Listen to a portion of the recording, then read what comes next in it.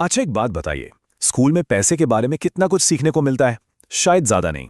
आज हम बात करने वाले हैं रॉबर्ट कियोसाकी की जबरदस्त किताब रिच डैड पुअर डैड के बारे में।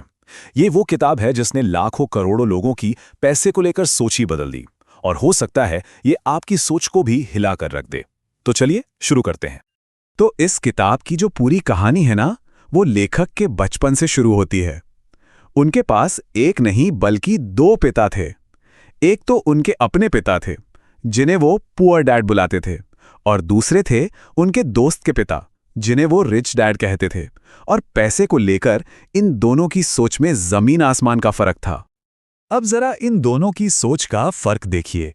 एक तरफ पुअर डैड कहते थे कि पैसे का लालच ही सारी बुराइयों की जड़ है। वही दूसरी तरफ रिच डैड का मानना था कि पैसे की कमी सारी बुराइयों की जड़ है ना? एकदम उल्टी बात। मतलब एक के लिए पैसा ही प्रॉब्लम था और दूसरे के लिए पैसे का न होना प्रॉब्लम था। और यहीं पर यह किताब एक ऐसी बात कहती है जो बहुत लोगों को हजम नहीं होती। पुअर डैड का मानना था, हमारा घर हमारी सबसे बड़ी इन्वेस्टमेंट और सबसे बड़ी संपत्ति है, जबकि रिच डैड कहते थे, मेरा घर एक देनदारी है, एक लायबिलिटी। तो एक तरफ है वो सलाह जो हम सब सुनते आए हैं, और दूसरी तरफ रिच डैड की एकदम अलग सोच। सोच में एक छोटा सा बदलाव भी कितना बड़ा असर डाल सकता है ना? पुअर डैड अक्सर कहते थे, मैं ये नहीं खरीद सकता, और बस बात वहीं खत्म हो जाती है। लेकिन रिच डैड सिखाते थे कि ये नहीं बल्कि ये पूछो, मैं इसे कैसे खरीद सकता हूं? ये सवाल दिमाग को बंद करने के बजाय उसे काम पर लगा देता है, सॉल्यूशन ढूंढने पर मजबूर कर देता है। तो चलिए अब आते हैं पहले और सबसे जरूरी सबक पर। ये उस जाल के बारे में है, एक ऐसा अदृश्य जाल जिसमें ज्यादातर लोग अपनी पूरी जिंदगी आर्थिक रूप से फंसे रह जाते हैं, और कियोसाकी इसे नाम देते हैं द रैट रेस। इसकी कहानी भी बड़ी मजेदार है। जब रॉबर्ट सिर्फ 9 साल के थे तो वो अपने रिच डैड के लिए 10 सेंट प्रति घंटे पर काम करने लगे, और उन्हें लगने लगा कि भाई ये तो मेरा फायदा उठा रहे हैं। मगर असल में रिच डैड उन्हें पैसे के लिए काम करने की साइकोलॉजी के बारे में एक बहुत बड़ा सबक सिखा रहे थे, और ये सबक उन्होंने बाद में मुफ्त में काम करके सीखा। रिच डैड का मानना था कि ज्यादातर लोगों की जिंदगी और उनके पैसे से जुड़े फैसले सिर्फ दो इमोशंस कंट्रोल करते हैं, एक है डर और दूसरा है लालच। सोचकर देखिए कितनी गहरी बात है ये। तो ये रैट रेस आखिर है क्या? ये एक पैटर्न है। सुबह उठो, काम पे जाओ, पैसे कमाओ, बिल चुकाओ, और ये पहिया बस घूमता रहता है। और इस पहिए को घुमाता है डर कि कहीं पैसे खत्म ना हो जाएं, और साथ ही लालच कि काश हमारे पास भी वो सारी चीजें हों जो पैसे से खरीदी जा सकती हैं।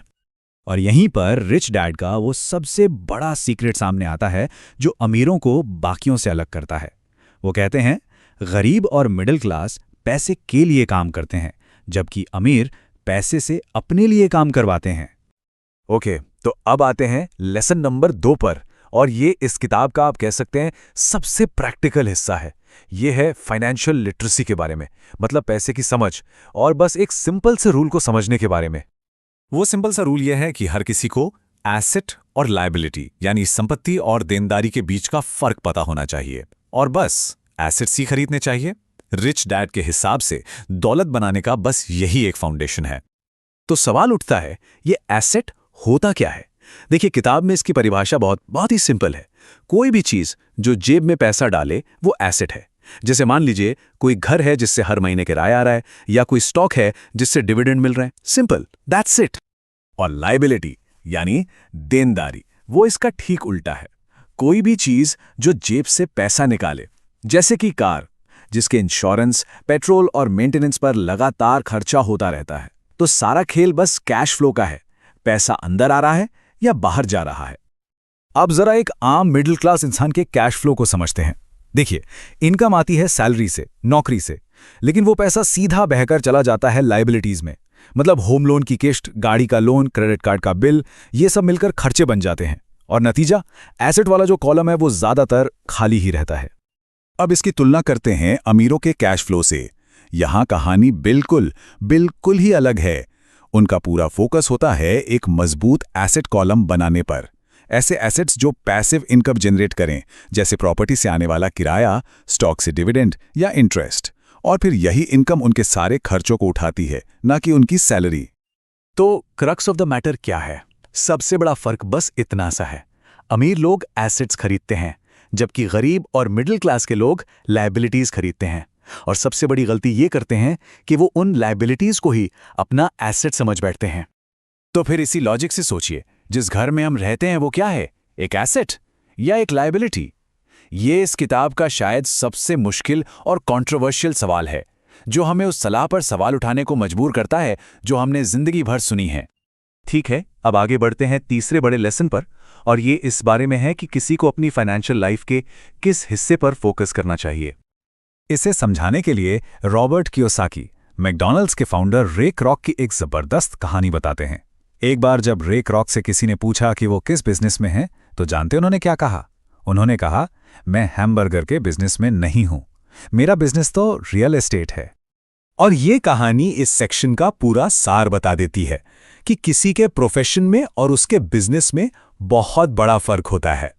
किसी का प्रोफेशन उसकी इनकम से जुड़ा होता है, मतलब उसकी नौकरी से, लेकिन उसका बिजनेस वो जुड़ा होता है उसके एसेट कॉलम से, मतलब उन चीजों से जिसका वो मालिक है और जो उसके लिए इनकम जनरेट करती हैं। नौकरी से बिल चुकाए जाते हैं, लेकिन दौलत वो बिजनेस से बनती है। तो असली फाइनेंशियल सिक्योरिटी यानी आर्थिक सुरक्षा नौकरी से नहीं बल्कि अपने खुद के बिजनेस पर ध्यान देने से आती है। और अपने बिजनेस पर ध्यान देने का सीधा सा मतलब है अपने एसेट कॉलम को लगातार बनाना और उसे मजबूत करते जाना। तो आखिर में हम आते हैं फाइनल लेसन पर। यह पूरी किताब असल में एक माइंडसेट शिफ्ट के बारे में है, नजरिए में एक बहुत बड़े बदलाव के बारे में। ये सिर्फ पैसा कमाने की टेक्निक्स के बारे में नहीं है, बल्कि ये इस बात को समझने के बारे में है कि पैसा असल में काम कैसे करता है। और अंत में एक सवाल जो हर किसी को खुद से पूछना चाहिए, किसी का कैश फ्लो क्या कहानी बताता है? क्या वो रैट रेस में फंसे होने की कहानी है या फिर फाइनेंशियल फ्रीडम की तरफ बढ़ने के सफर की? ये एक ऐसा सवाल है जिसका जवाब सिर्फ हम खुद को दे सकते हैं। इसी सवाल के साथ आज की ये चर्चा यहीं समाप्त करते हैं।